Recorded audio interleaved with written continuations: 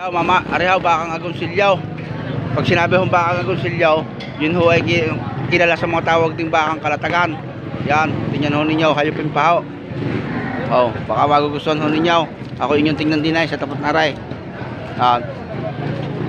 Tingnan ho ninyo. Tay, magkano ang presyo niyan? 120. Yan, 120 daw ho ray. Hayupay, kagandang gana to rin ho.